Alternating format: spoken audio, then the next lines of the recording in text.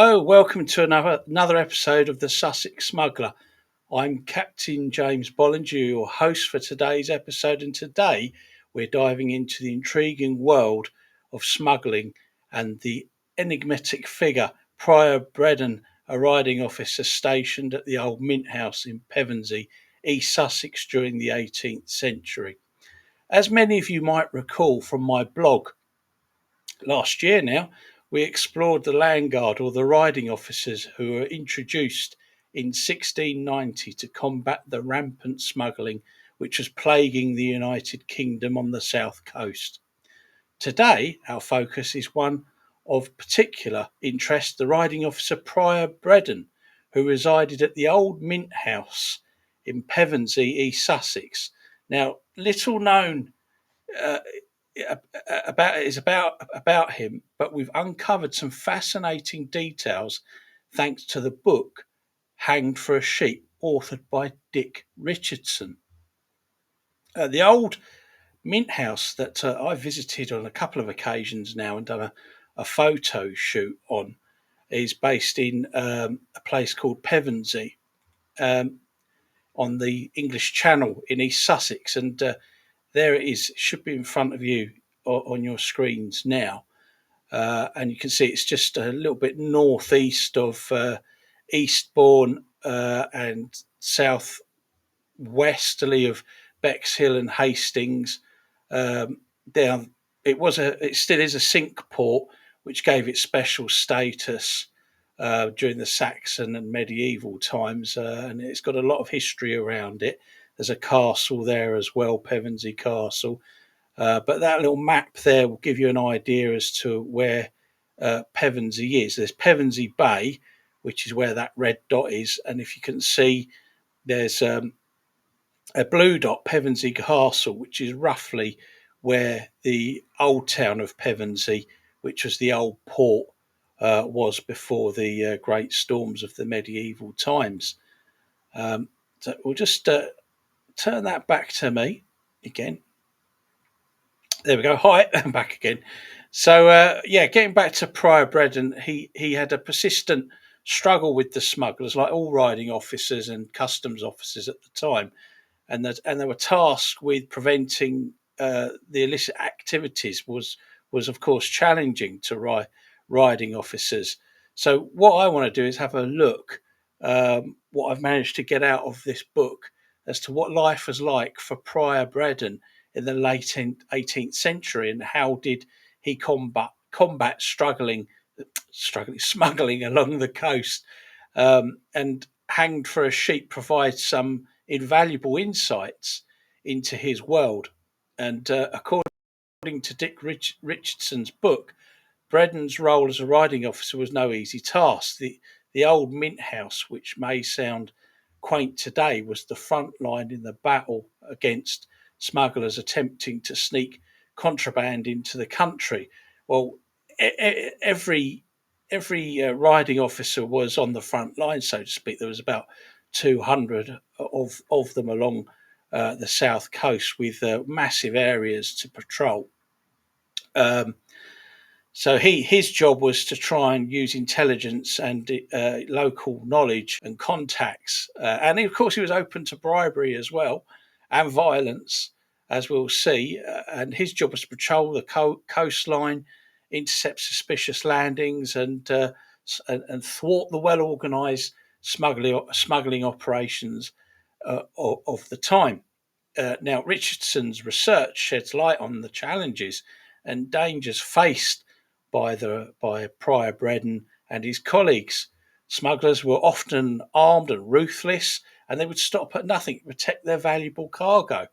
Bredon, however, stood firm in his duty to uphold the law, even in the face of adversity, and arguably was quite successful as well. And I think the riding officers, as I've already mentioned in my blog, get a bad press from the pamphleteers at the time, that gave them blamed them for what appeared to be the war on smuggling being lost. Anyway, the old Mint House where Pryor Breadon lived, with its thick stone walls and centuries old charm, became both a sanctuary and a fortress for Pryor Breadon. So you can imagine the tales those walls would tell of clandestine meetings and daring planning of daring chases and interceptions, and the loading of guns, possibly, and letter writing to the Surveyor General at the time, and organising light dragoons to accompany them, maybe even put lodgings up for them. I don't know, but certainly the Mint House, where Pryor Breadon lived in Pevensey, would be, if the walls could speak, would be able to tell you quite a few things. Now you're probably wondering what the Mint House looks like. Well, just bear with me. Should be on your screen right now. There it is, right there. Oh no, that's not the. I beg your pardon. That's the jail. Let's try again. Let's try this one. There we are. That's the Mint House. I just hide that.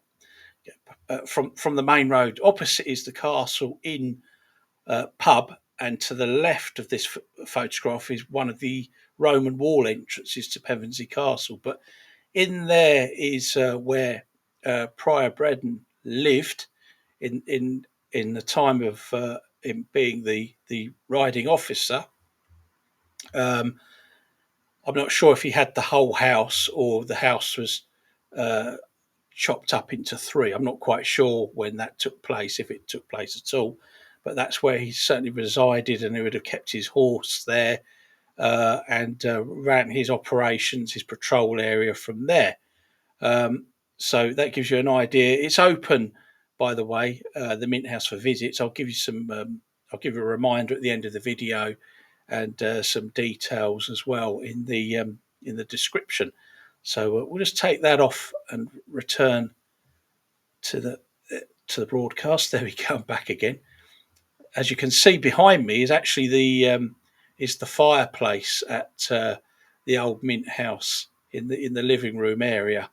It's gorgeous, isn't it? Something different. Anyway, whilst history may not have immortalised Pryor Bredon as a prominent figure, his role, as with other roles as riding officers, was undoubtedly crucial in the ongoing battle against smuggling. The old Mint House stands as a silent witness to the events that unfolded during those turbulent times. On the 3rd of December, talking of turbulent times, a local smuggler by the name of William Gearing from Westham, Pevensey, was stopped by officers Mandy, Belcher, Rye, and Bredon, assisted by 4 dragoons. They seized 200 casks of spirits and thought to be on their way inland to a stash at Pevensey Castle, which would have fallen into disrepair, or perhaps up to Ashdown Forest. Upon this seizure, and with a lot of money at stake for Gearing, Bredon was assaulted by Gearing. He was promptly arrested and committed to custody at Pevensey Jail. Now, it could be that contraband was making its way conveniently up to London, up to the Lambeth Bridge for a crossing into the taverns and the wealthy houses up there, but some would have been dropped off on the way. But 200 casks of spirit was seized. That's a big operation that's just landed. Now, I believe it was landed at a place called the Red House, or near the Red House at Pevensey. Just give you an idea of the where that would be in relation. Just got a map that should be on your screen now. The red dot highlights where it's a modern house, the Red House, but that gives you an idea as to where the landing was. So they probably had just landed it, and across the beach and the levels, because it's very flat in the area. I know the topography of the land quite well. It's basically a marsh. They say that's where William the Conqueror landed in prior to the Battle of Hastings in 1066. So you could have imagined Gearing's face when he saw the riding officers supported by dragoons turn up to take all this cargo away. The look on his face and disappointment. No wonder why he probably lashed out and assaulted Bredon as they took his load. No doubt, probably only just landed, I would say, on the beach there, on the shingle beach. Um, and if you see where the red dot is on the map, that's where they got where Gearing was arrested with his contraband. To the left is Pevensey Castle. To the north is Sluice Lane, Pevensey nowadays. So it gives you an idea. And he's from Westerham, which is basically the other side of where the blue dot is for the castle. That's Gearing, by the way. He's from Westham, Pevensey, or West Ham, if you're a football fan. We might pronounce it like that, but locally it's known as Westham. So yeah, imagine that your luck would be out if you'd had all that contraband taken off you. So and of course, not just that, you've now assaulted an officer, uh, and you could stand now to be hung for it as well if you don't come up with the taxation payment on the goods, and you don't know who was financially backing Gearing at the time. It could be a local bigwig in London that would might do nasty things to him. It's all too hard to say, really. But anyway, the story continued as the stash was made, and this took place on the 3rd of December, 1787, and on and around the 3rd of March, um, the 1788, um, Gearing escaped Pevensey jail on the 3rd of March 1788, and there was a reward put on his head. So he'd been arrested after assaulting Riding Officer Bredon and smuggling, a royal tax offence, it was known as back then, and then decided to, I don't know how, because I've been in Pevensey jail inside and been in the cell and been locked into it. Uh, and there was a reward placed on William Gearing's uh, head of £10, and a description was released of a strong and bony, hazel-eyed man aged around 30, wearing a blue frock coat, blue waistcoat, leather breeches, and worsted stockings. His occupation was a carpenter, so a very useful man in terms of skills, because of a lot of things would have been made of wood, such as ships and carts and all sorts of things, houses. So he was incarcerated in December the previous year in the Pevensey jail, which is this place. And if you look there, if you study to the left of the stairs, is a doorway with spikes over the top of it. In there is the jail, because there's a roof on top of that. And to the left, as you walk in, are two separate cells. And I've been in there, and he would have been incarcerated in one of the cells, but he managed to escape, quite possibly a bribe, I don't know, or a drunken jailer. And this is almost opposite the Mint House as well. This uh, jail. The jail is underneath, and on top, if you come out of the jail, do a left, go up the stairs, is the court.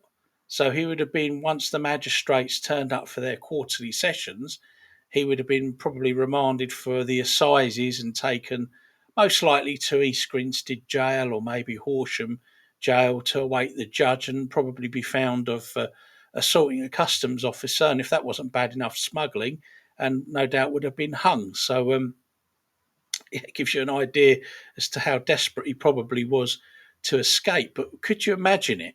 The scene as William Gearing, the smuggler, vanished into the shadows in the small coastal town, buzzing with whispers and speculation. The reward on his head added an air of urgency to his capture, and the community would become a hive of activity as everyone kept a watchful eye for the elusive fugitive. Well, of course, they would have um, done, and he probably would have had connections as well that most likely may have whisked him away to France for a while. Now, I've done some digging at the Old Bailey online, and I can't find anything to say whether he was recaptured and sentenced or anything like that at the moment. But of course, if you know something, then please put it in the comments and let me know, or send me an email. It's good to learn these things. So you could well imagine he would have been certainly the talk of the town around Pevensey, a very small, well, it's a village really, more than a town. Yeah, he'd got away elusively. But officers Bredon, along with Belcher and Rye, went on to have more success at Pevensey Sluice on the 23rd of February 1789, when they seized Souchong tea and 2 casks of spirit, an example of riding officers' successes. Details of the Mint House, this is a reminder to let you know and me know. If you want to visit the Mint House, then I'll put the link in below, and the Pevensey Courthouse Museum, where they'll give you details of opening times, and I think they're both free, I think, to get in. But they're worth a look, because there's not many of these buildings left, and they need your support and publicity. So I'll put the description below and you can click on the link and you'll find all the details on there. But I'd just like to say thanks for tuning in. Welcome back to another episode of the Sussex Smuggler, as we go through our journeys, looking at local history. It's not just narrowed down to the south coast, but it just so happens to be where I am most of the time. And you probably want to have a look. I better show you where the sluice, where the officers got their latest claims, is where the red dot is. You can see just north of that is a long road that squiggles across the marshland there. Up there is the sluice, which holds back a lot of the water, because it's marshland, and it was actually part of the sea, but that's for another day. So you could well imagine how well. Really, we have to pay tribute to them, because they were quite successful in having another jackpot. Souchong tea. It's not clear as well who that was. But look, I'll wrap up. If you want to know any more, I'll try and answer some of your questions. Leave them in the comments below. And if you want to come down and visit the old Mint House in Pevensey, and of course the Courthouse Museum, I'll click on the links below in the description. They're all there. Thanks for tuning in. I'm Captain James Bollinger, and you've been watching the Sussex Smuggler. Stay safe, and I shall see you soon. Take care. Goodbye.